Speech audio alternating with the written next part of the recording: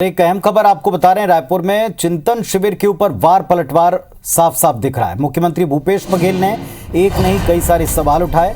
पूर्व सीएम रमन सिंह द्वारा चिंतन शिविर पर जो सवाल उठाया गया था, इस पर कहा कि रमन सिंह को कांग्रेस का इतिहास पता ही नहीं है, वो अपनी चिंता पहले कर ले। पुरंदेश्वरी जी प्रभारी जब आती हैं तो पूछती नहीं है। इस बयान पर रमन सिंह का रिएक्शन भी आ चुका है। उन्होंने कहा है कि राहुल गांधी न रन बना पाए न विकेट ले पाए, नॉन प्लेइंग कैप्टन बना दें, इसके लिए भी वो तैयार नहीं।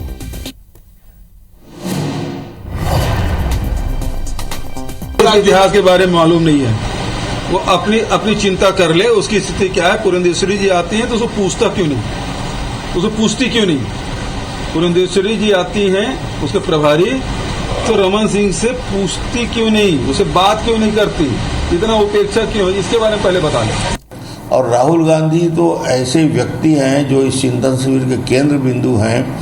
वो ऐसा कैप्टन है जो न रन बना रहा है न विकेट ले रहा है, और उसके बाद भी उसको नॉन प्लेइंग कैप्टन बना दें उसके लिए भी तैयार नहीं हो रहा है। और उसके लिए पूरी कसरत हो रही है पिछले 10 साल से कि राहुल गांधी को की ताजपोशी किया जाए।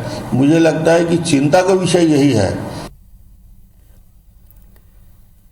तो वार पलटवार पक्ष विपक्ष के बीच में जारी है। चिंतन शिविर पर रमन सिंह ने सवाल उठाए तो कटाक्ष किया गया, अपनी चिंता कर लें, प्रभारी को देख लें। दूसरी तरफ से जवाब आया कि राहुल गांधी न रन बना पाए और नॉन प्लेइंग कैप्टन बनाने की भी तैयारी की जा रही है, लेकिन उसके लिए भी स्वीकारोक्ति नहीं। दोनों तरफ से तीखे बयान है। हमारे साथ में दोनों पक्षों के नेता जुड़ रहे हैं। घनश्याम राजू तिवारी कांग्रेस पार्टी की तरफ से अपनी बात रखेंगे और शिवरतन शर्मा जी हैं भारतीय जनता पार्टी के सीनियर लीडर, वो बीजेपी की तरफ से अपनी बात रखेंगे। शर्मा जी, पहले आप ही से शुरुआत करते हैं। जो बात की है आज मुख्यमंत्री ने, उनका अपनी चिंता कर लें, प्रभारी आपको पूछती नहीं है, उसकी चिंता कर लें। ऐसा है, माननीय भूपेश बघेल जी ने कहा कि कांग्रेस के इतिहास को जानते नहीं, माननीय डॉक्टर रमन सिंह जी के लिए। ये बात बिल्कुल सही है। अब से 10 साल पहले तक पूरे देश के लोग कांग्रेस के पूरे इतिहास को नहीं जानते थे, और अब कांग्रेस के इतिहास को पूरे देश की जनता जानने लगी है। और उसी का परिणाम ये है कि जो पार्टी पूरे देश में लगातार राज करती रही, वो आज मान्यता प्राप्त विपक्ष की स्थिति में भी नहीं आ पा रही है। तो पहले नहीं जानते थे, अब कांग्रेस के इतिहास को जानने लगे हैं लोग, और जानने लगे हैं तो सबक भी कांग्रेस को सिखाने लगे हैं। और जहां तक माननीय मुख्यमंत्री जी की बात है, चिंतन शिविर की बात है, इनने एक अभियान लिया है 2 अक्टूबर से, भारत जोड़ो अभियान।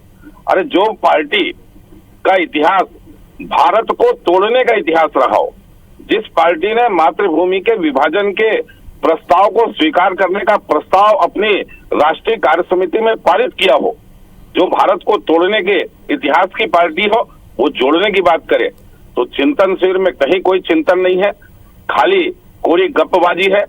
अपना नेता भी ये नहीं तय कर पाए हैं कि सोनिया गांधी जी चलाएंगी कि राहुल चलाएगा कि प्रियंका जी चलाएंगी, ये भी अभी तय नहीं कर पाए हैं। पहले अपना नेता तय कर लें, उसके बाद राजनीति की बात करें, ज्यादा अच्छा रहेगा। चलिए तिवारी जी, आपने सुना, दोहराने में समय व्यर्थ नहीं करते, उत्तर दें इस पर कांग्रेस पार्टी क्या कहती।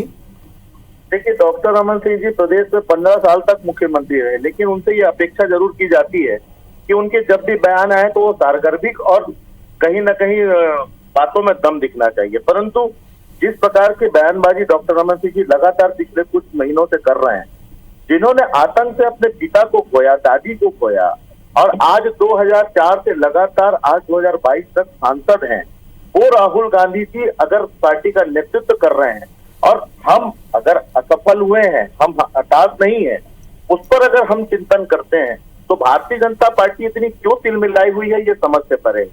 जैसा कि शिवरतन शर्मा जी कह रहे थे कि भारत को तोड़ने वाली पार्टी है, तो मुझे ऐसा लगता है कि वाकई में इन्हें इतिहास पढ़ने की आवश्यकता है। जब अंग्रेजों की गुलामी और जासूसी करने वाले लोग अपनी माफीनामा की चिट्ठी लिखकर जिस प्रकार से वो अंग्रेजों के सामने घुटने टेकते रहे, और वो आज भारत के और भारत के इतिहास के विषय पर अगर इस टाइप का कोई प्रश्न करते हैं, तो निश्चित ही चिंतनीय है। और सही कहा प्रदेश के मुख्यमंत्री भूपेश बघेल जी ने कि भारतीय जनता पार्टी को अपनी चिंता करनी चाहिए। छत्तीसगढ़ में 36 गुटों में बटी है भारतीय जनता पार्टी। प्रभारी इनके आते हैं, कहीं पर पूर्व मुख्यमंत्री की पूछ परख नहीं होती। नितिन नवीन जी आते हैं, बयान देते हैं कि हम मोदी जी के चेहरे पर चुनाव लड़ेंगे। तो जिस राज्य में इनके पास चेहरा नहीं है, इनके पास नेता नहीं है, वो अगर इस प्रकार की बयानबाजी करेंगे तो निश्चित ही ये इतिहास को कुरदने वाली बात है जो इनकी अज्ञानता को दर्शाता है। चलिए, दोनों पक्षों के पक्ष हैं, अपनी अपनी बात वो रख रहे हैं और दूसरे की चिंता इसमें है कि दूसरा पक्ष क्या कर रहा है। चलिए, ये जनता पर छोड़ते हैं, वो किसे और किसके इतिहास को ज्यादा स्वीकार्य मानते हैं। शुक्रिया आप दोनों का अपनी बात रखने के लिए। तो एक अहम खबर है कि जिस तरह से वार पलटवार सत्ता पक्ष विपक्ष के बीच जारी है, इस पर आज छत्तीसगढ़ की बात शाम को 7:55 पर देखना ना भूलेगा। पक्ष के नेता तब भी जुड़ेंगे, देखेंगे वो क्या और किस तरह के तर्क रखते हैं एक दूसरे के ऊपर जो वार पलटवार जारी है इसके ऊपर।